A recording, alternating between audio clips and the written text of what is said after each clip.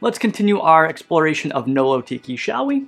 On today's episode, I'm going to be showing you how to make 2 non-alcoholic cocktails inspired by classic tiki cocktails using some of the best non-alcoholic spirit replacements that I can find. So, let's do this. As I mentioned in my previous video, the introduction to NoLow Tiki. NoLow Tiki is a category of drinks that are non-ABV or very low ABV cocktails inspired by tiki flavors. This means that you can sip a lot of these and not worry about getting slammed or having a hangover the next morning. And not only that, but these work also really well to interject into a normal night of drinking to make sure that you just don't imbibe too much. So today we're going to be taking a look at 2 non-alcoholic spirit replacements, and then we're going to be using those to craft cocktails based on 2 of Tiki's most iconic cocktails, the Mai Tai and the Jungle Bird. Now, I'm going to be 100% honest with you. I find most non-alcoholic spirit replacements to be, well, terrible. Most of them are thin, almost water-like, and a lot of them, especially the aged category, like things looking to replace an aged rum or an aged bourbon, or even tequila for that matter, have this weird burn that I just don't like.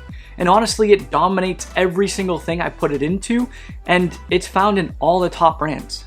However, there is hope because there are a couple brands and a couple bottlings that I absolutely adore. And the first one of those is Pathfinder Hemp and Root.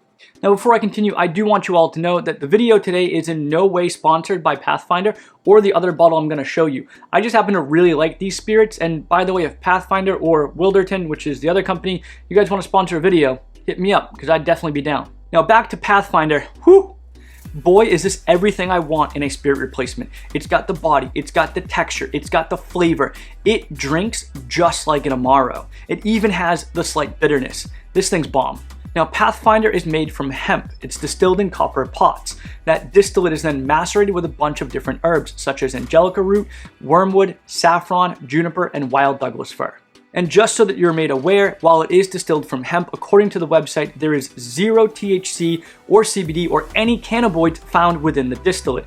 However, if you've got a really strict drug policy at your work, you may want to steer away from it, but ultimately it's your call. Now, the cocktail that we're going to be making today that features Pathfinder is an original of mine called the Wayfinder's Map, and it's inspired by a Mai Tai. So to make the Wayfinder's Map, you are going to need Pathfinder Hemp and Root, Orgeat, lime juice, Aromatic Bitters, and salt solution. In a shaking tin, add 5 drops of salt solution, 2 dashes of Aromatic Bitters, 3/4 of an ounce or 22.5 milliliters of lime juice, half an ounce or 15 milliliters of Orgeat, and 2 ounces or 60 milliliters of Pathfinder Hemp and Root.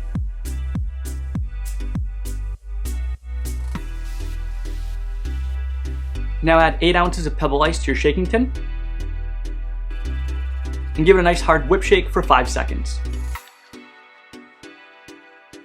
Grab a chilled 12-ounce double old-fashioned glass and add 6 ounces of pebble ice to your glassware. Now pour the contents of the shaking tin right in. Garnish with a big mint sprig and serve with a straw.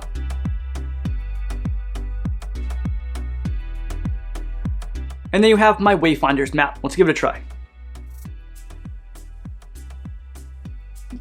That is like what Tiki needs to be in the 21st century. We get that wonderful tropical vibe from the lime juice and the Orgeat. And it's complemented by this almost Coca-Cola-esque flavor of the Pathfinder. From there, there's this wonderful lingering bitterness on the very back palate.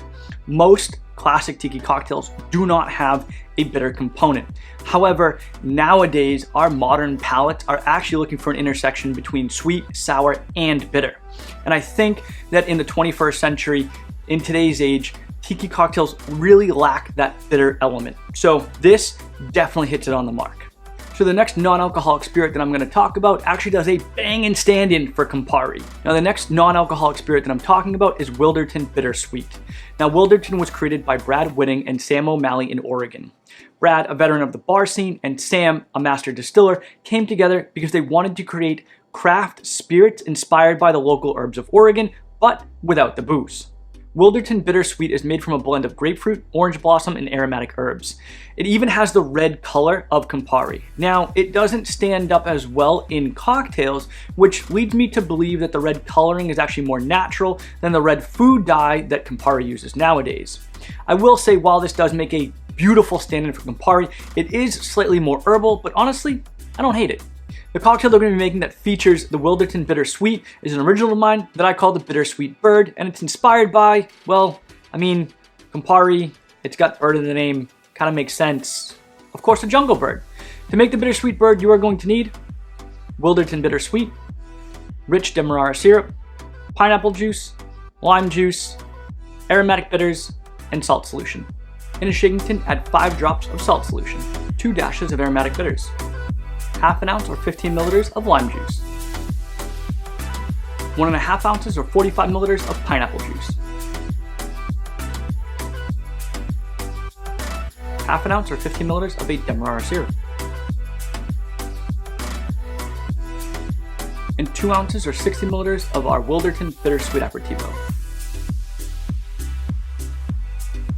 Now add 8 ounces of pebble ice to your shaking tin, and give it a nice whip shake for about 5 seconds. Grab a chilled 12-ounce Collins glass, add 6 ounces of pebble ice to your glassware. Now open pour the contents of the shaking tin right in.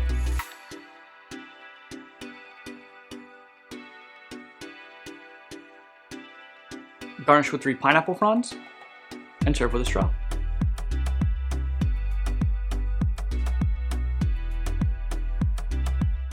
And then you have my Bittersweet Bird. Let's give it a try. It's such a great stand-in for a jungle bird. We're missing that Jamaican funk that we normally get from a jungle bird, but if you happen to use like a darker Jamaican rum in your jungle birds, we are still getting that burnt caramel flavor from the Demerara syrup. And that Bittersweet Aperitivo is doing a wonderful stand-in for Campari. It is balanced with a slightly bitter note, which we discussed is something that I think needs to be more present in modern tiki cocktails. It's right on the money. All right, so there you have it. 2 non-alcoholic okay, before I continue, yes, I used aromatic bitters in the cocktails.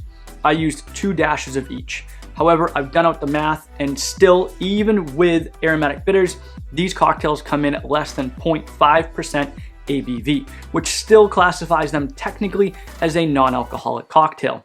However, if you want to forego alcohol completely, scrap the bitters. Honestly, it's not going to make that big of a difference. I like it because there's just a tiny bit of depth added to it, kind of like pepper does to a steak. But either way, if you don't want any alcohol whatsoever, scrap the bitters and they'll still be wonderful, awesome cocktails. So it doesn't matter whether you're not drinking for personal reasons or you're choosing to observe dry October, which is starting now, or dry January as it comes around in the new year. I wanted this video to be able to give you 2 new weapons in your arsenal so that you can make craft cocktails at home or for friends and still have that same level of detail and experience, but without the booze. Thanks so much for watching. I really hope you enjoyed this video. If you did, please make sure to give it a thumbs up, subscribe to the channel, follow me over on Instagram and TikTok at MixingUpTiki. And until next time, I've got 2 cocktails to drink and I don't have to worry about getting smashed. So, call in Maluna.